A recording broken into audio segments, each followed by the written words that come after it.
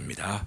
오늘 저녁에 기본으로 삼을 말씀이 지난 주일에 함께 묵상했던 말씀입니다. 갈라디아서 2장 11절부터 21절까지 말씀. 오늘은 이 구절 자체에 시간을 또 드리지는 않겠습니다만은 그래도 지난 주일을 묵상했던 말씀을 또 상기하고 또한 이 말씀의 기초에서 우리 신앙의 고백을 어떻게 정리해야 될 것이냐 하는데 초점을 맞추려고 합니다.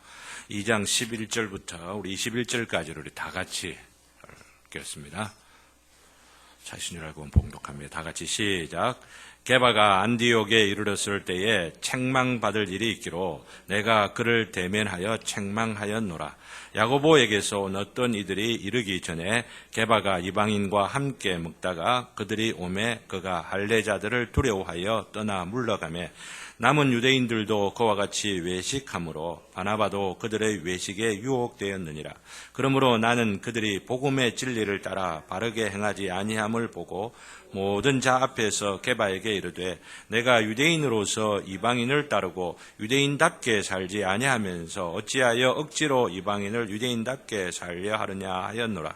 우리는 본래 유대인이요 이방 죄인이되 사람이 의롭게 되는 것은 율법의 행위로 말미암음이 아니요 오직 예수 그리스도를 믿음으로 말미암는 줄 알므로 우리도 그리스도 예수를 믿나니 이는 우리가 율법의 행위로서가 아니고 그리스도를 믿음으로써 의롭다 함을 얻으려 함이라. 율법의 행위로서는 의롭다 함을 얻을 육체가 없느니라.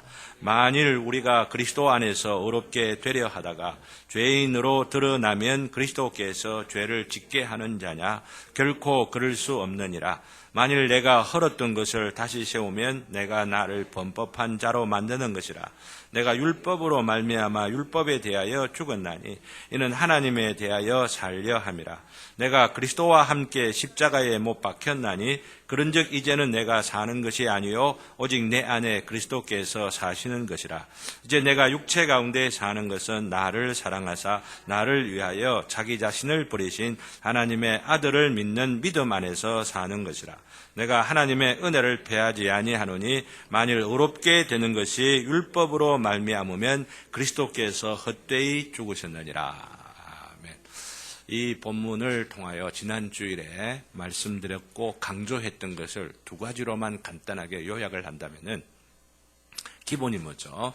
우리가 의롭게 되는 것은 율법으로 선행으로 우리 안에 있는 어떤 자랑할 만한 것으로가 아니라 오직 믿음으로만 말미암아 되는 것이다. 이것이 기본이라고 한다면은 이것이 어떤 함축성을 갖고 있느냐는 거죠. 이것이 우리의 교제 가운데에 이것이 오직 믿음으로만 의롭게 된다고 하는 것이 기준이 된다면 우리의 교제가 어떻게 해야 된다는 거죠?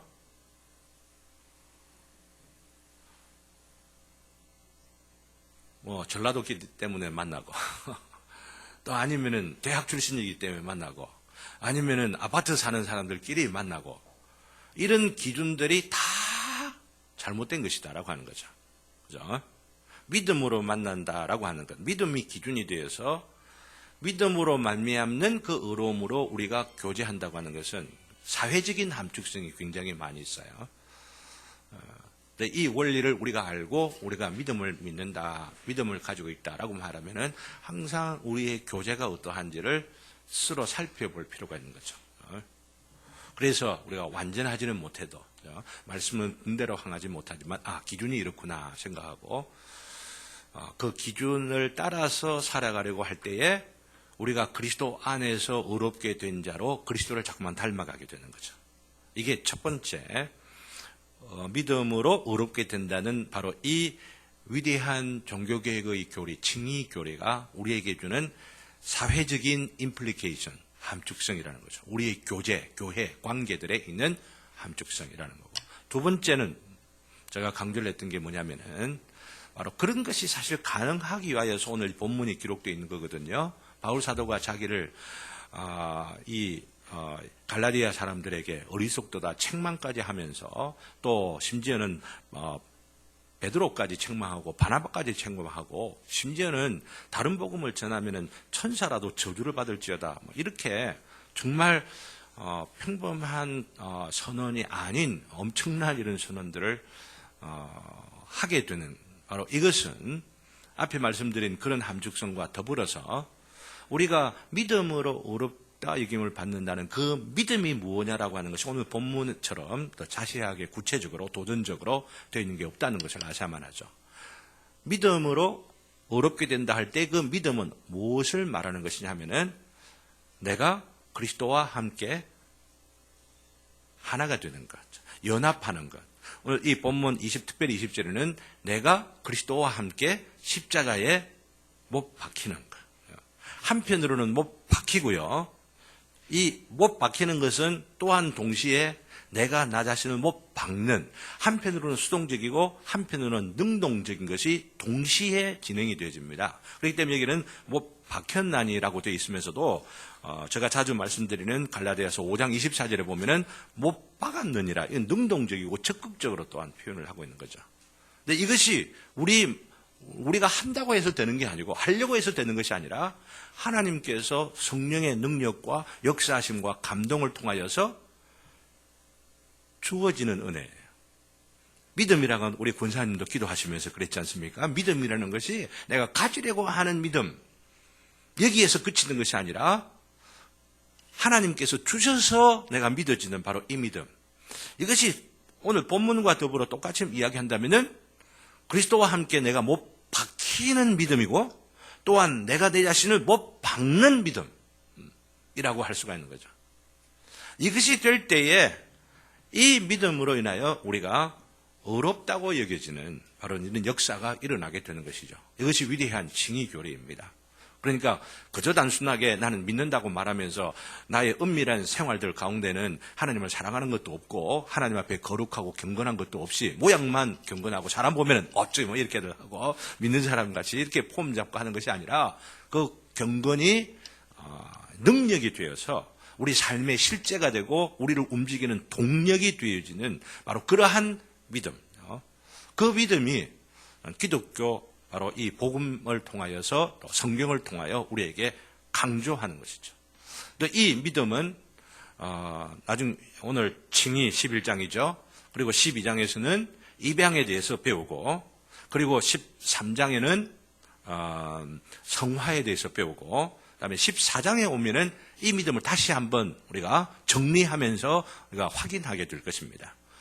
이 믿음으로 인하여 우리에게 주어지는 게 하나님 앞에 의롭게 여기는 것, 하나님의 자녀가 되는 것, 입양이라고 하는 것, 그리고 하나님 앞에서 우리가 의롭게 살아갈 수 있는 능력을 가지는 것, 성화. 이걸 이야기한 뒤에 이 믿음을 갖고 있느냐, 이거 확인을 하는 거죠. 웨스민스터 신앙고백사가 이 아주 귀한 순서를 가지고 있는 거죠. 이 순서를 현대교회에서 잘 알지를 못해요. 혹은 오해하는 경우들조차도 있어요. 그렇기 때문에 제가 계속 번역하는 그 책이 있지 않습니까? 그 책의 그 해설을 쭉 해가는 그 분도 이 순서를 좀 바꾸어 놓고 있어요. 이것이 분명하게 이해되지 않기 때문에 바꿔야 좀 더 이해되겠구나 생각을 하면서 바꾸어 버렸는데 저는 바꿔진 순서대로 지금 번역해서 여러분께 드리는 게 아니고 원래 순서대로 그러면서 원래대로 하면서 바뀌어진 것들에 잘못 강조되고 약하게 강조되는 부분을 좀 더 강하게 강조하려고 하는 바로 그런 또 의미로 지금 공부를 하는 분들이 책만 가지고 읽는 것이 아니고 제가 번역한 또 제공해드리는 이 자료들을 함께 참고하면 좋겠습니다. 갈라디아서 2장 이 부분을 통하여 강조하고자 하는 본문을 통하여 강조되고자 하는 바를 말씀드렸고 지난 주일에 이것을 또 풀어서 설명드렸기 때문에 오늘은 지난 주일에 내어드리기만 하고 확인을 하지 못했던 그 내용들을 간단하게 읽고 오늘 저는 핸드아웃을 2개를 만들었습니다. 순서대로 계속 나가는 게 좋겠다 싶어서 좀 간략하게 하고 할 수만 있으면 저도 지금 몸이 오슬오슬해가지고 빨리 마쳤으면 하는 그런 마음들도 없잖아 듭니다. 그래서 여기 있는 내용을 바로 내주시되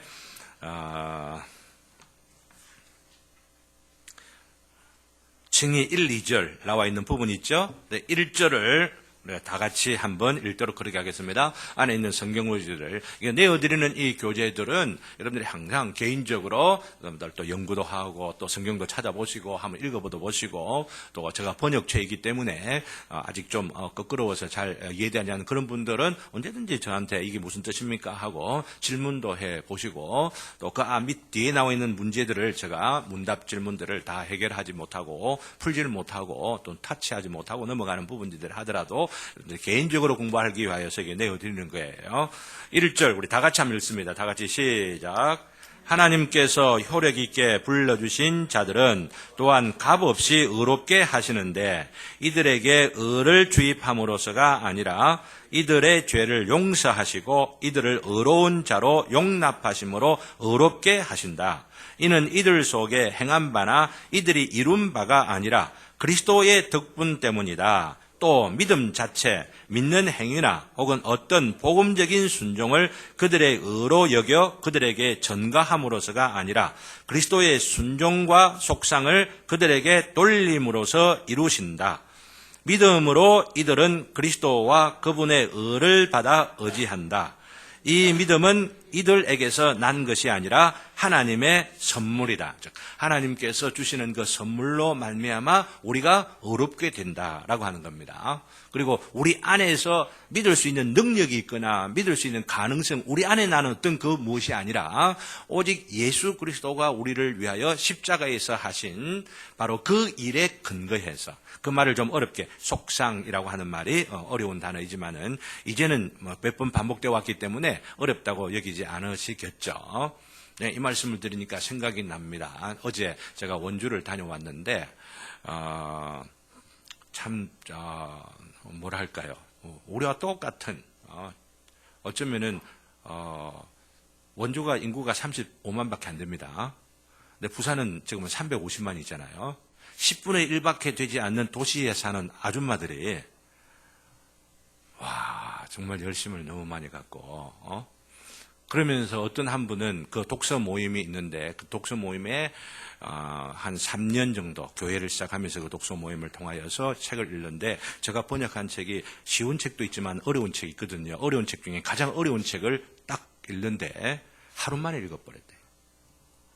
네, 뭐 공부를 많이 했거나 아니면은 뭐 그런 훈련들을 더 많이 받았거나 뭐 이런 것 아니에요. 네, 열심을 갖고 배우려고 하고 깨달으려고 하니까 그렇게 참 읽어내는 그 모습들을 보면서 제가 그걸 확인한 거죠. 그래서 어떤 내용인지 서로 이야기도 나누고 또 의문나는 부분이 있으면 제가 설명도 해주고 그러면서 성경과 관계해가지고 그 책들을 이리저리 설명을 해 가는 그 과정에서 그냥 읽었다 형식적으로 아니고 그 내용을 진짜 이해하면서 읽었더라고요. 그러면서 이 시골 구석에 있는 이 아줌마들이 이렇게 읽어내는데 천국 제자들 교회 우리 아줌마들은 우리 아저씨들은 이래 안 될까? 난 될 수 있을 것 같은 생각을 더 마음 갖고 도전을 받고 이래 왔어요. 그러면서 그 모임들을 통하여서 사람들 전도하더라고요. 자기 주변의 친척이나 영적으로 갈등하고 있는 사람, 또 연약한 사람, 아니면 그런 문제에 관심을 갖고 있는 사람들이 모임들에 와가지고 깨워지는 거예요. 그래서 이 부분에 좀 어려운 부분들 나오지만은 이 어렵다는 그것 때문에 너무 기죽지 말고 자꾸만 읽어가고 배워가고 깨달아가고 익숙해져 가게 되면은 결코 어렵다는 거기에서 자꾸만 핑계대갖고 너무 쉬운 것만 어려운 주제들은 전혀 생각하지 못하고 딱 포기해버리고 살아가는 일들은 있어서는 안 되겠구나. 또 그렇게 할 필요도 없고 참 어려운 그 주제들을 잘 소화하면서 즐기는 분들을 내가 실제로 어제 내 보고 오면서 그냥 업이 되는 거예요. 어떤 면에서 업이 되느냐면은 내 책을 읽으시는 분들을 즐거워하면서 읽으시는 분이 계시구나라고 하는 거예요. 근데 이런 모임들이 전국의 조그만 소그룹들로 만들어져 가기를 바라는 그런 마음들 갖고 기대하고, 이분들을 주님께서 주시는 기회를 통하여서 그 현지 교회 목사님들을 통하여서도 또 저를 통해서도 기회를 주시는 대로 양육해 갈 수 있도록, 이게 한국 교회를 양육해 가는 방법이 아니겠느냐 생각들을 하면서 이런 소망과 격려를 제가 받고 돌아왔었는데요. 자, 이 1절은 뭐냐면은 믿음으로, 이 믿음이 하나님께 주신 믿음으로 우리가 어렵게 된다라고 하는 거, 이거 말씀했습니다. 그죠? 그리고 2절 한번 봅시다. 2절 다 같이 읽습니다. 시작. 그리스도와 그분의 의를 받아 의지하게 하는 믿음은 칭의의 유일한 도구이다. 그러나 의롭다 함을 받은 사람에게 이 믿음만 있지 않고 구원에 이르게 하는 모든 다른 은혜들이 항상 이 믿음을 동반한다. 즉 믿음은 죽은 믿음이 아니라 사랑으로 역사한다. 즉 믿음으로 의롭다고, 그리고 또 오직 믿음으로 우리가 의롭다 된다고 하는 말을 믿음을 강조하기 위하여 사용하는데 오해하면 안 된다라고 하는 겁니다. 우리가 믿으니까, 그러면 우리가 의롭게 되었으니까 사랑할 필요도 없고 선을 향할 필요도 없고, 이런 어떤 오해들을 하는 경우들이 너무 많이 있잖아요. 그 때문에 우리 한국교회에 지금 굉장히 이 칭의 문제를 갖고 논쟁들이 막 아주 강하게 일어나고 있습니다. 학자들이 모여가 발표도 하고 세미나도 하고 포럼도 한다 하고 다 이러는데, 나 그 토론들을 지켜보고 나온 자료들을 내가 보건대 이런 말씀을 드리고 싶어요. 칭의라고 하는 이 주제만 갖고 이야기를 하면은, 법적으로 하나님께서 우리를 의롭게 하신다라고 하는 이런 측면만 이야기하면은 성경에 나오는 칭의를 의롭게 하시는 하나님의 역사를 제대로 이해하지 못해요. 근데 성경에서는 뭘 이야기하냐면은 법적으로 의롭게 할 때에 어떤 효과를 가지고 있다고 말씀드렸습니까? 바로 우리 관계적인, 이런 우리의 사회적인 이런 관계까지의 영향을 미칠 수 있는 것이고, 심지어는 그리스도와 하나가 되어서 십자가에 못 박힌다고 하는 데까지 그 의미들을 담아가지고 우리를 의롭게 하는 그 믿음이거든요. 생각해 보십시오. 그렇게 해서 그리스도와 함께 십자가에 내가 못 박혔노라라고 말하고, 내 육체와 함께 내 정과 욕심을 십자가에 못 박았노라라고 말하면은 믿음만 가지겠습니까? 믿음과 더불어 뭐가 있겠습니까? 내 삶이 바뀌어지는 본질적인 변화가 있잖아요. 혁신이 따라오잖아요. 이게 개혁이에요. 이게 종교개혁이라고 하는 이야기입니다. 그냥 종교라고 하는 어떤 시스템만 변화된 것이 아니라 내 인생 전체가 바뀌는 것이고 내 삶 전체가 바뀌어지게 되니, 이제는 나를 사랑했던, 나의 욕심만 가지고 살았던 어떤 그런 삶이 하나님께 의로워지는 바로 이 것이 의미하는 바가 믿음으로, 이 믿음은 하나님께 주시는 그 믿음이고, 이 하나님께 주시는 그 믿음은 내가 그리스도와 함께 십자가에 못 박히는 것이다 라고 하는 것을 알 때에 나 자신만을 어떻게 사랑할 수가 있겠느냐라고 하는 것이죠. 하나님을 사랑하게 되고 내 이웃을, 내 형제를 보다 더 사랑하기 위하여서 애를 쓰고, 실제로 애를 쓸 때에 그 사랑할 수 있는 능력이 누구로부터 공급돼요? 내 안에는 없지만은 하나님께 주시는 그 은혜로 공급되어 있어서 미워지던 사람, 밉던 그 사람이 괜히 좋아지기도 하고, 이게 은혜의 역사예요. 이게 있어야 되는 거예요.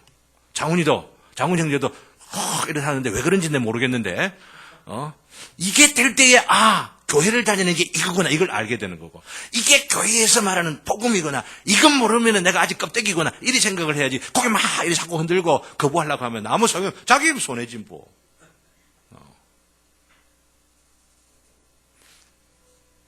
미워하던 사람이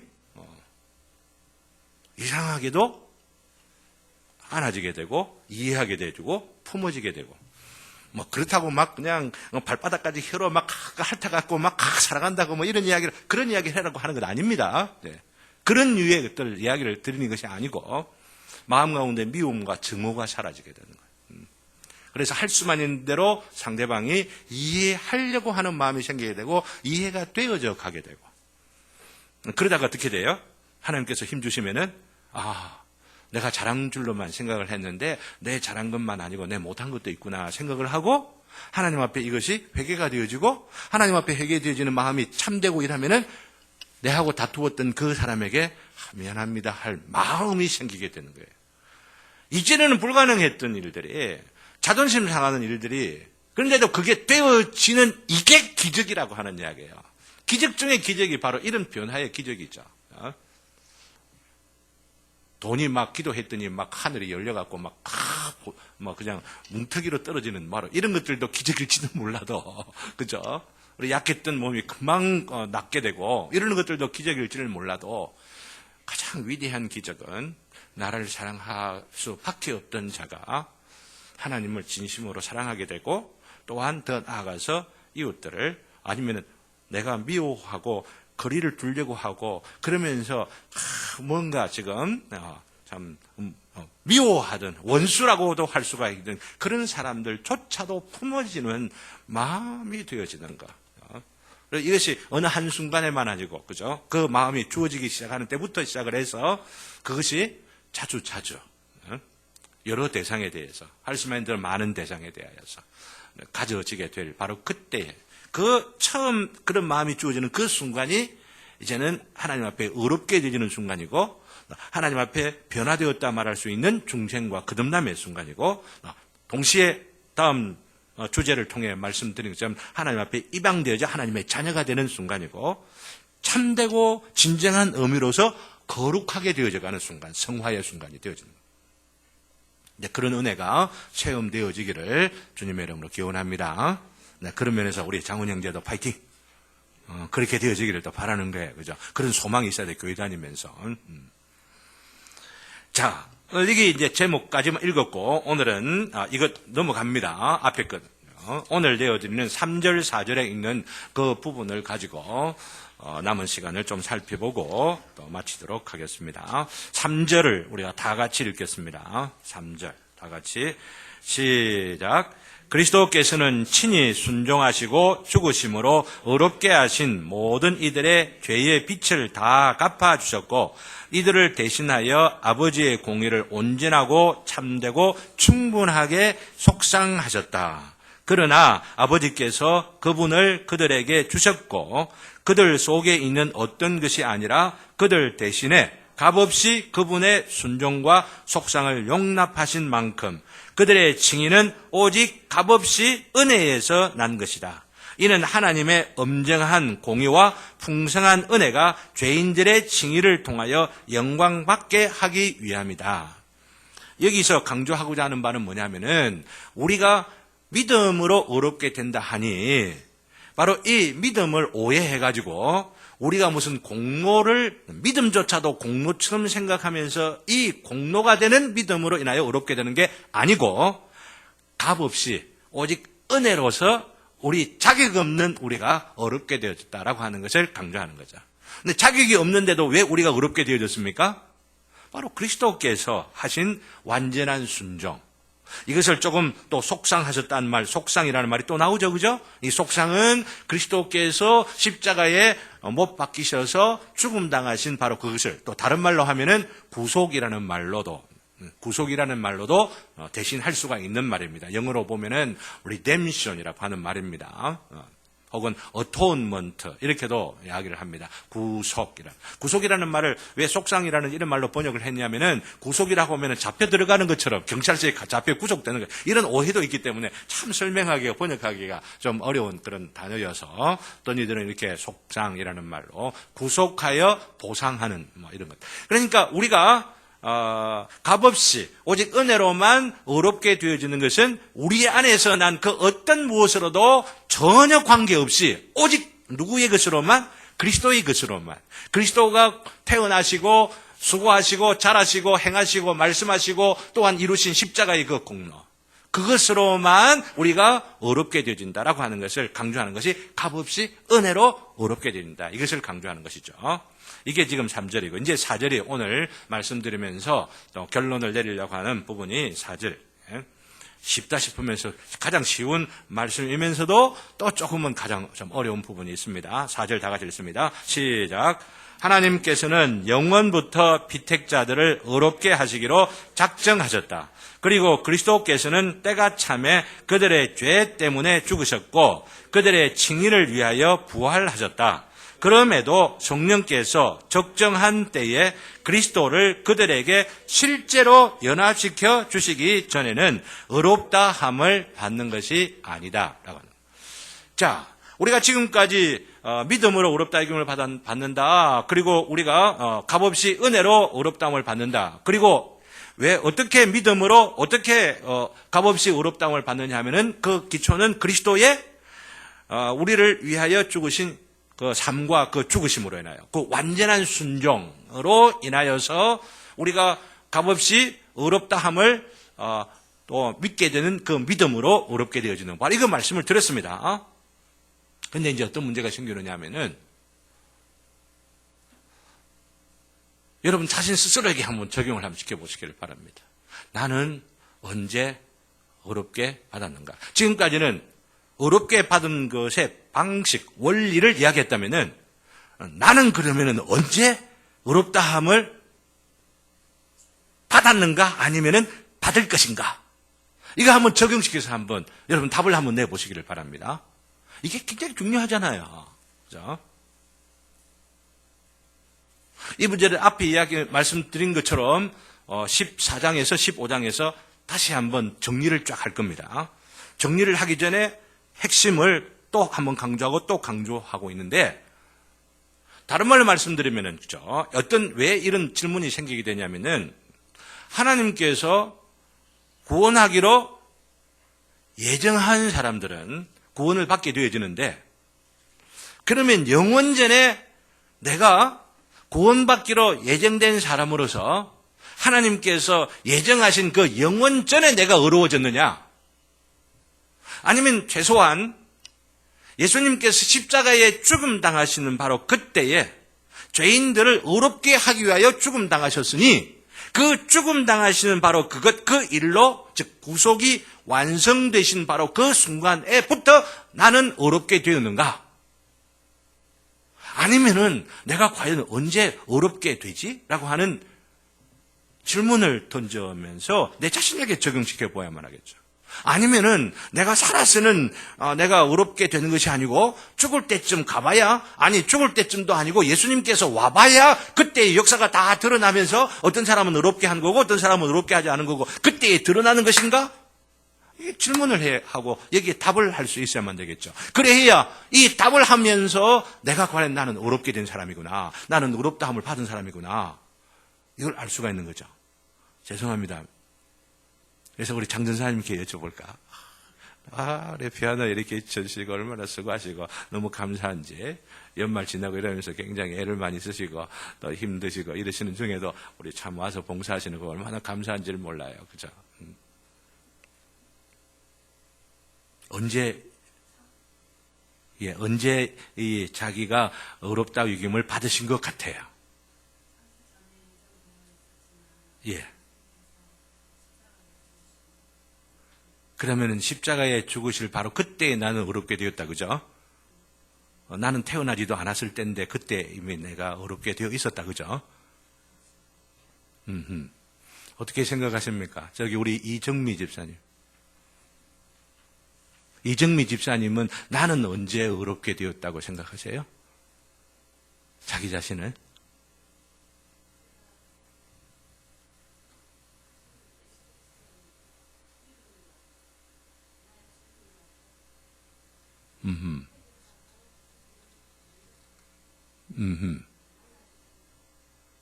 또 마지막 한 번만 딱 들어봅시다. 죄송합니다. 문 집사님이 딱 수요일 바쁜 직장생활 가운데도 이러시니까 얼마나 내 힘이 나는지 몰라요. 그러니까 굉장히 확인하고 싶은 생각이 들죠. 어떻게? 나는 언제 내가 의롭게 되었을까?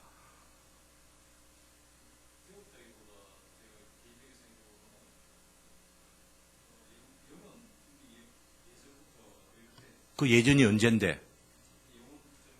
영원 전부터. 그리고 그런데요.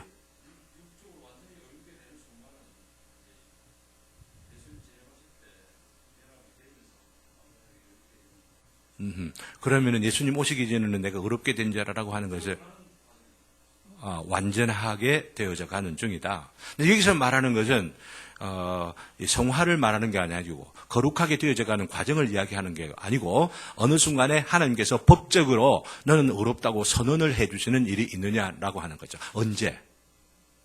그런 의미로서 언제라고 하는 그런 뜻이죠. 질문입니다. 각자 그런 질문을 갖고 이 자료를 읽어보면은 답이 나와 있기 때문에 여러분들이 답을 얻을 수 있을 거예요. 어디 더 하고 싶은 이야기가? 예수님 재림하실 때. 예. 예수님 재림하실 때 완전하게 의로운 자로 드러나게 될 겁니다. 그러나 그 전에, 그럼 예수님 오실 때까지는 내가 완전히 의로워졌느냐, 안 졌느냐, 의롭다고 하나님 앞에 칭함을 받느냐, 못 받느냐, 확신을 못 가진다라고 하는 이야기가 될 수 있잖아요. 그죠? 비슷한 질문이 내가 천국에 가봐야 아니면 죽고 나봐야 난 하나님께 천국에 들어가 있는 것을 알게 되지 죽기 전에는 우리는 알 수가 없다라고 하는 생각을 가지는 분들이 간혹 있거든요. 근데 이런 생각이 성경적으로는 얼마나 잘못된 생각이냐라고 하는 것을 제가 자주 말씀을 드렸습니다. 죽기 전에 우리는 천국을 누리는 자이고 죽기 전에 우리는 죽고 나서 천국에 가는 것을 이미 아는 자로 살아가는 자들이고 죽기 전에 우리는 하나님 앞에 의롭다 여김을 받는 것을 확신하면서 살아가는 자들이라고 하는 겁니다. 이 성경이 강조하는 바예요. 얼마나 그러니까 그리스도인 되는 것은 담대할 수가 있고 확신 가운데 기뻐할 수가 있느냐라고 하는 거죠. 이것 알지를 못하는 사람들은 죽어봐야 알지라고 하는 생각 때문에 두려워하고 불안해하고 염려하면서 확신을 가지지 못하면서 그러다가 기회가 딱 났다 하면은 세상 쪽으로 확 갔다는 거예요. 그냥 내 원하는 대로 내가 판단하기에 어떤 대로 그러면서 세상과 또 내 자신이 어떤 자인지를 구분하지 못한 자로 살아가기가 참 쉬운 터전이 죽고 나 봐야 안다라고 하는 그런 생각 속에 전제되어 있다라고 하는 것입니다. 먼저 우리가 알아야 할 것은 저기 페이지를 넘어가면은요. 맨 밑에 페이지 문장을 보면은 어떤 이들은 이렇게 말하죠. 택자들이 영원 전부터 의롭다 이김을 받는다는 입장을 견지하고 있습니다. 영원 전에 하나님께서 택하였기 때문에 예정받은 자들은 이미 구원받은 자들이다. 근데 성경에서는 그렇게 이야기를 할 근거처럼 제공해 주는 것들이 몇 구절들 있지만은 그 성경들을 잘못 오해하기 때문에 그렇다고 하는 것을 설명을 하면서 이런 주장의 오류가 뭐냐 맨 마지막 줄에 하나님의 작정, 즉 계획과 그 작정하신 바를 하나님께서 구체적으로 역사와 시간 속에서 실행해 가시는 것과 구분하지 못하기 때문에 그런 잘못된 생각을 한다라고 하는 것입니다. 영원 전에 우리를 구원하시리라 작정하셨지만은 그리고 그 작정은 반드시 이루어질 것이지만은 우리를 구원하신 일은 영원 전에 구원하시는 것이 아니고 역사의 어느 시점에서 우리가 생명을 가지고 살아가는 내 인생의 세월의 어떤 순간에서 나를 구원해내신다라고 하는 거죠. 알겠어요? 그리고 또 다른 오해가 다른 이들은 해가 두 번째 뒷페이지로 보면은 다른 이들은 이런 견해가 또 제기되고 있죠. 우리가 예수께서 중보의 모든 사역을 완성하셨을 그때로부터 의롭게 되었다고 말합니다. 예수님이 십자가에서 인류의 모든 죄를 위하여 다 완성하셨으니까 죄 문제 다 해결했잖아 그때. 그러면 나는 그때 태어나지는 않았지만 이미 내가 다 해결됐겠네 내 죄가. 이렇게 생각을 하고 단지 내가 할 수 있는 일은 그렇게 예수가 나를 위해서 십자가에 죽으셨다라고 하는 것을 깨닫기만 하면은 바로 그 역사의 순간에 2000년 전에 그 십자가에서 나를 위해서 예수님께서 죽으셨구나라고 하는 것을 그렇구나라고 깨달으면은 그냥 내가 의로워진다고 생각하는 사람들도 있어요. 누구라고 말씀을 드리지 않지만은 고신에 있는 어느 교수님이 그렇게 이야기를 합니다. 그렇게 생각하는 사람이 있어요. 장실 전사님 그렇게 생각하면 안 됩니다. 그 깨달음을 갖고 된다면 불교하고 다를 바가 없어요. 불교는 어느 순간 어떤 일이 나에게 어떤 의미를 갖고 있냐 탁 깨달으면은 득도하는 거죠. 그죠? 그 깨달음으로 인하여서 내가 도를 깨우치게 되고 그러면 내가 진리를 알게 되고 이렇게 생각을 하는데 그 깨닫는 그것이 그러면 무엇까지 깨닫느냐 우리 전사님께서 모르시기 때문에 이 말씀 드리는 게 아니고 이제 이럴 때 이제 이런 공부를 통하여서 어떻게 그럼 설명해야 될까라고 하는 그런 언어들을 아직 배우지를 못했기 때문에 이제 그렇게 지금 답을 하신 거라고 볼 수가 있는데 예수님께서 십자가에 못 박혀 죽으심으로 인하여 인류의 모든 죄를 해결하셨다라고 하는 바로 이것은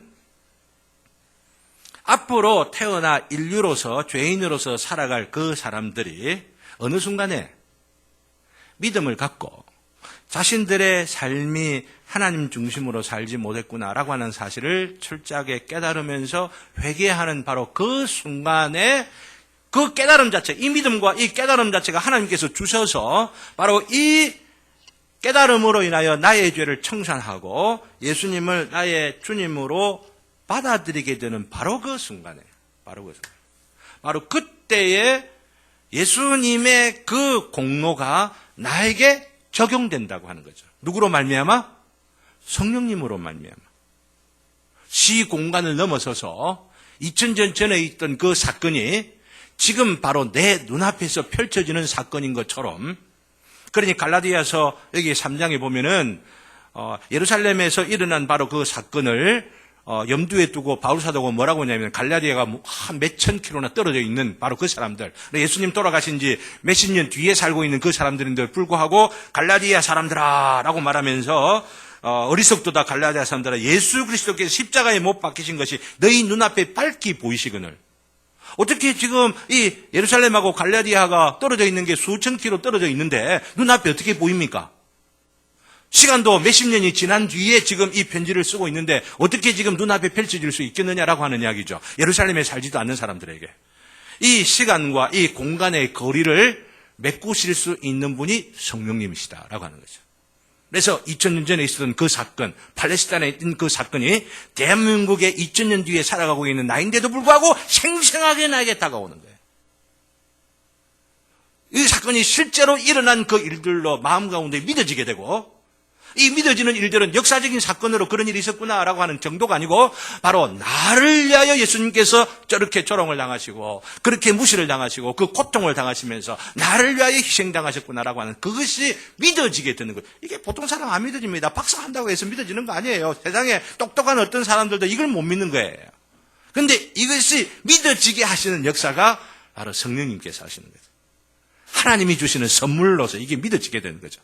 그리고 이런 믿음이 실제로 그냥 다른 사람이 믿습니까 하면 다른 사람이 아멘 하니까 나도 아멘 하면서 그렇게 하면서 동의하는 것이 아니고 내 인격과 내 삶 전체를 걸고 이 믿음이 너무나도 소중한 것이나 생각하면서 결단하게 되는 것은 내가 그리스도와 함께 십자가에 못 박히는 것하고 동일한 사건이라고 볼 수가 있는 거예요. 이 믿음이라고 하는 그런 믿음이라고 할 수가 있는 거예요.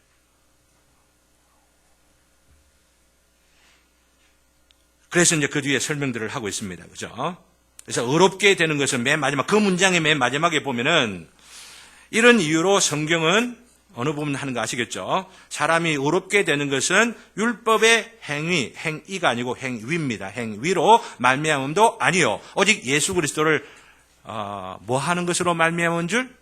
믿음으로 말미암은 줄 알므로 우리도 그리스도 예수를 믿노라. 이렇게 말하는 거예요. 예수를 믿음으로 말미암아 어렵게 되는 것을 알기 때문에 이건 역사적 지식, 그냥 일반적인 지식으로 끝나는 게 아니고 우리도 믿노라 이렇게 말합니다. 나도 믿노라.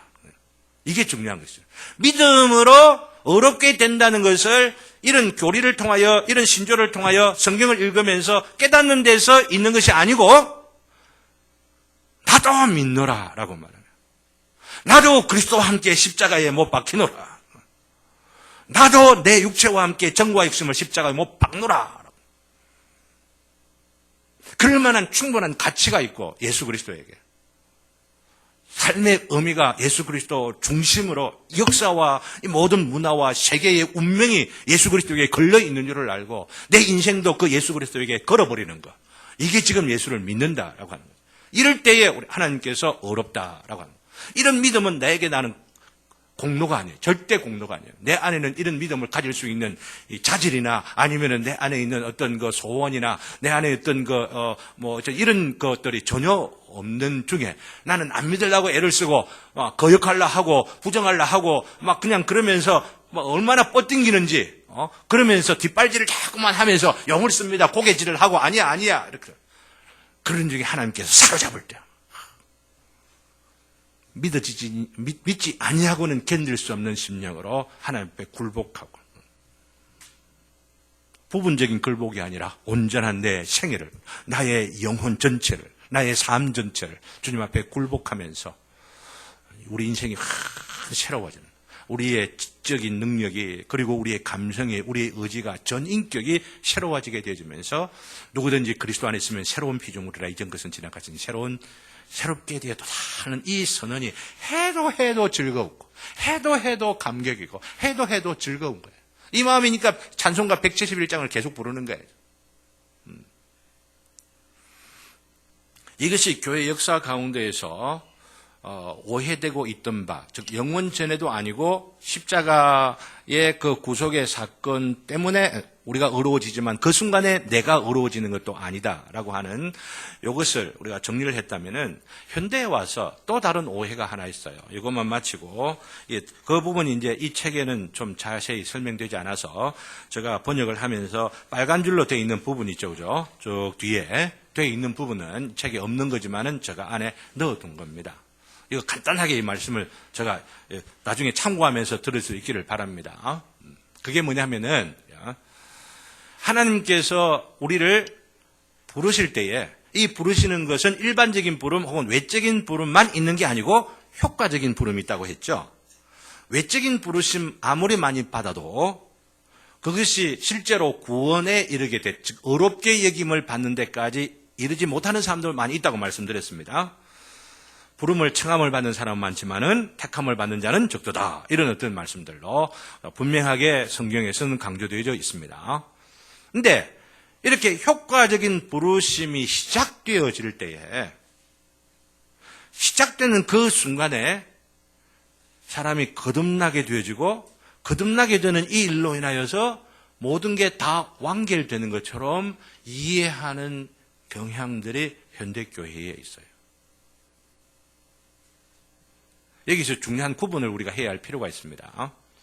성경에 보면은 거듭난다라고 하는 말, 즉 성령으로 난다라고 하는 말을 할 때에 이 난다고 하는 말은 두 가지 의미를 기본적으로 갖고 있습니다. 하나는 우리가 출생한다라고 말할 때 두 가지 의미를 갖죠. 우리 일반적으로 우리 생물학적인 측면에서 본다면은 하나는 남자와 어머니가 관계를 맺어서 수태가 되는 그것도 출생의 한 과정이죠. 그죠? 그리고 이 출생의 순간을 통하여서 중생의 씨앗이 뿌려지게 된다면은 이 중생의 씨앗이 뿌려지는 이것으로 모든 게 끝나는 건 아니잖아요. 중생의 씨앗 안에 모든 게 다 들어가 있지만은 이것이 자라서 처음에 이 중생의 씨앗이 살아있는 참된 하나님께서 뿌린 바로 그 씨앗이구나라고 하는 것이 드러나게 되는 것은 싹이 날 때죠. 싹이 나는 건 어느 순간이에요? 응애하고 태어나는 바로 그 순간이죠. 이게 조금 어려운 말로 이야기를 한다면은 남자와 여자가 관계해서, 즉 어머니와 아버지가 관계해서 낳게 되는 그 순간을 비게팅이라고 합니다. 영어 성경으로 킹제임스 성경이라는 걸 보면 여러분들이 어디서 이게 낳는다는 말이 많이 나오느냐면은 아브라함이 이삭을 낳고 이삭이 야곱을 낳고, 어떻게 아브라함이 이삭을 낳아요? 누가 낳았어요? 사라가 낳았지. 그렇잖아. 남자가 그래도 성경에 보면은 낳고 할 때 그것이 다 비게팅이라는 말로 나온단 말이죠. 그러는데 아버지의 역할을 통하여서 수태가 되어진 이 씨앗이 어머니가 출산해야만 되잖아. 그죠? 출산하는 이 과정이 응애하고 나오는 바로 이것을 뭐라고 하냐면은 우리 영어로 표현을 해놨죠. 그죠? bearing이라고 하는, bearing out라고 합니다. 이게 begetting이라고 하는 아버지의 역할과 어머니의 역할을 통하여서 출산 응애하고 태어나오는 이 bearing out이라고 하고 있는 것이 있는데, 이것은 우리 인간의 이 출생의 그 과정 가운데에 일반적으로 뭐 어떤 사람은 8푼이도 있고 뭐 9푼이도 있고 이러면 10개월이라고 하는 게 일반적으로 이렇게 도식화되어 있어요. 그런데 이것이 영적인 출산의 과정에 있어서는 하나님께서 부르실 때에 바로 비게팅이 되어지고 아버지의 역할을 하시는 것처럼 이 순간에 어머니가 응애하고 태어난 이 순간이 순간적으로 동시에 딱 일어나는 수도 있다는 이야기죠. 하나님께서 복음의 말씀을 역사하시게 될 때에 듣는 그 순간에 그냥 천지가 개벽하듯이 변화가 와서 주님을 알게 되고 하나님을 알게 되고 깨닫게 되어지고 삶이 바뀌어지게 돼 버리는 그런 경우들이 있다는 이야기입니다. 근데 이런 경우가 없는 바는 아니지만은 많은 경우에 있어서 비게팅되어 중생의 씨앗이 말씀의 역할들을 통하여서 심겨지게 되어지면은 심겨진 이 씨앗을 통하여서 내 인생이 참 허무하구나. 아니면 내가 참 잘못 살았구나. 내가 지금 똑똑하다고 생각했는데 내가 참 허망하구나. 어리석은 자이구나. 내가 참 부패하고 이렇게 부패할 정도가 일이 있을 수가 있나라고 하는 것들을 깨달았다가 깨달은 것 같은데 다시 깨닫지 못한 모습들을 살아가는 이 일들이 자꾸만 반복되어지는 그 가운데에 앞에 말씀드린 대로 정말로 하나님께서 의롭다 여겨주는 믿음을 갖게 되어지고 참 생명, 참 구원을 얻게 되는 회개를 하는 것이 있다는 이야기입니다. 그렇기 때문에 14장에서, 이 웨스민스터 14장에서 그리고 15장에서 바로 믿음, 의롭다 여기는, 즉 구원에 이르게 되는 믿음과 15장에서 생명에 이르는 회개를 강조하는 이유가 바로 여기에 있다.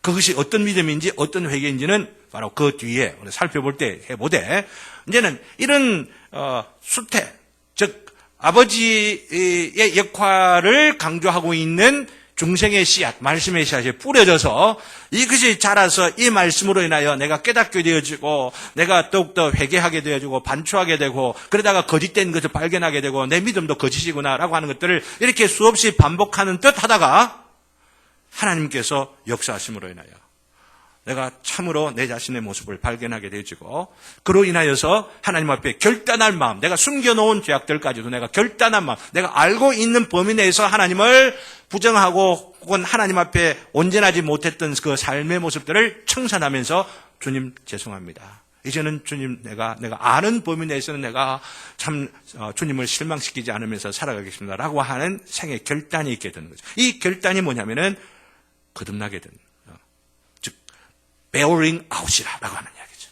이 첫 번째 순간에, 물론 그 이후에도 죄를 짓는 경우들이 있습니다. 또 넘어지는 경우들이 계속 그 뒤에도 있습니다. 그렇지만은 바로 이 첫 번째 이 중생의 씨앗이 심겨져서 이것이 점진적인 과정을 통하여서 결단하게 되는 바로 여기에 있는 바로 이 사람들, 하나님께서 심은 씨앗이라고 한다면 반드시 바로 이 결단을 하게 되어지는데, 어떤 사람들은 죽기 전에 80이 되고 90이 되어서야 결단하는 사람도 있다는 얘기죠. 하나님 앞에서 아니면은 그 사람의 인생을 생각할 때에 어느 때 결단하는 것이 가장 기뻐하시는 일이고 보람된 일이라고 생각을 하십니까? 미루지 않으면 되는. 미루면 미룰수록 자기 손해고 하나님께는 누가 되는 것이죠. 우리를 아직도 살려주시고 우리를 하나님께서 때로는 어려움과 어떤 아픔과 탄식 가운데 살아가도록 하게 하시는 그 모든 그 계획의 섭리의 그 목적은 하나님 앞에 우리가 온전히 결단하며 하나님을 중심에서 살아갈 수 있도록 우리를 지금 기회를 주시는 과정이라고 하는 거예요. 근데 여기에는 이미 결단한 분도 있고 아직은 결단하지 못하고 그런데도 불구하고 이상하게 교회가 자꾸 오고 싶은 마음들 자꾸 생기고 이런 여러 유형의 어떤 그 분들이 계실 것입니다. 그러나 가장 중요한 게 뭐냐면요, 미루면 미룰수록 손해고 결단하면 결단할수록 하나님 앞에 복을 받을 것이고 의미 있는 삶이 주어지게 될 것이라고 하는 것들을 알아갔으면 너무너무 좋겠습니다. 그리고 이 은혜를 아는 사람들은 그리스도인이라고 하더라도 그냥 교회만 왔다 갔다 하는 그런 그리스도인이 아니고 그 결단을 통하여 내가 하나님 앞에 어떤 자임을 발견하게 되고 또한 하나님 앞에 내가 어떻게 살아야 할지 사명을 발견하게 되고 사명을 부여받는 바로 그러한 그리스도인으로 살아가게 됩니다. 그러니까 하루하루 살아가는 것이 의미가 있어요. 보람이 있다라고 하는 겁니다. 힘들고 어려워도 그것 때문에 좌절하는 일들이 우리 인간이기 때문에 있을 수밖에 없지만은 그 좌절하는 것으로 끝나는 것이 아니고 이제는 막 한 달, 두 달, 한 몇 년 걸려갖고 다시 일어나고 이러지만은 이 은혜를 생각하면 내가 나에게 은혜를 주셔 구원하게 하신 내게 생명을 주셔서 새롭게 본성을 가지며 새로운 존재가 되어 살아가도록 하신 이것 생각하면은 영원에까지 이어지게 될 이 생명을 공급받은 자라고 한다면은 힘든 일들이 나에게 있어도 그것이 좌절로 나를 괴롭게 하는 일들 하루 혹은 이틀, 3일 많이 안 가요. 오래 안 간다라고 하는 이야기입니다. 왜냐하면 바로 이 중생을 통하여 나에게 들어오는 생명은 예수 그리스도의 생명이에요. 하나님의 생명이에요. 사망을 이긴 바로 그 부활의 능력을 가진 생명이 우리 가운데 있기 때문에 이 생명으로 인하여서 이 세상의 유혹들이나 이 세상의 어려운 일들을 이겨내 영원에까지 갈 수 있는 바로 그 생명이라고 하는 것. 바로 이것 때문에 우리는 질 수가 없다라고 하는 이야기입니다. 이 생명을 가지며 살아가기를 소원하고 이 생명을 가지고 있는 자로서 누리기를 바라는 마음으로 찬송 171장 하고 마쳤으면 좋겠습니다. 찬송 171장